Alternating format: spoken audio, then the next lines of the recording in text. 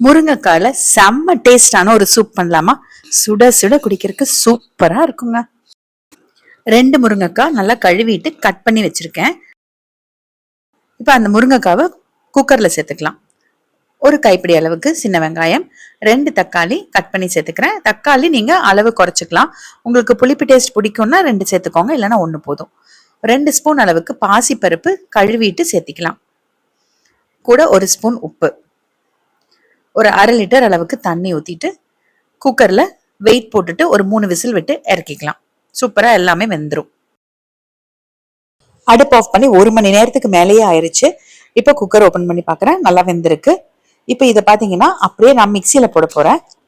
தண்ணி கொஞ்சம் அதிகமா இருக்கு, அதனால அந்த தண்ணியை முதல்ல கொஞ்சம் வடிச்சிட்டு அதுக்கப்புறமா மிக்சி ஜார்ல போடணும். மிக்சியில போடும்போது நல்லா ஆறினதுக்கு அப்புறமா போடுங்க. தண்ணி கம்மியா வச்சு போடுங்க, இல்லைன்னா மேல ஃபுல்லா தெரிச்சிடும்.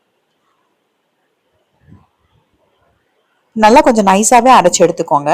இது பாத்தீங்கன்னா நல்லா அந்த தோலோடவே அரைச்சதுனால நல்லா கெட்டியா இருக்கு, பருப்பும் சேர்த்திருக்கோம். அதனால இன்னொரு 2 டம்ளர் அளவுக்கு தண்ணி ஊத்திட்டு கலந்துட்டு அதுக்கப்புறமா வடிகட்டிக்கோங்க. வடிகட்டும் போது உங்களுக்கு அந்த சக்கை, அந்த முருங்கைக்காயோட சக்கை எல்லாம் வரும், அதெல்லாம் நல்லா வடிகட்டி எடுத்துக்கோங்க. இப்ப இந்த முருங்கைக்காய் சக்கைய திருப்பி நான் மிக்சியில போட போறதில்ல. ஒரு டம்ளர் அளவுக்கு தண்ணி ஊத்திட்டு நல்லா கலந்துட்டு திருப்பி வடிச்சுக்கலாம். ஏன்னா அதுல சதை பகுதி கொஞ்சம் இருக்கும் பாருங்க, அதையும் நம்ம வேஸ்ட் பண்ணிட வேண்டாம். அதனால பாசிப்பருப்பு சேர்த்ததால நல்லா திக்கா இருக்குங்க. அதே மாதிரி தக்காளி சேர்த்ததால இந்த கலர்ல இருக்கும், லைட்டா கொஞ்சம் புளிப்பாவும் இருக்கும். இப்போ ஒரு கடாயில 1 ஸ்பூன் அளவுக்கு வெண்ணெய் சேர்த்திக்கலாம். ஒரு 4 பல் பூண்டு குட்டி குட்டியா வெட்டிட்டு அது கூட சேர்த்துட்டு நல்லா ஃப்ரை பண்ணிக்கலாம்.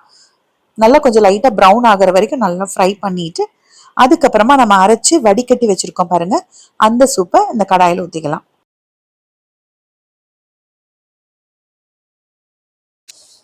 ஹை ஃப்ளேம்ல வச்சுக்கோங்க.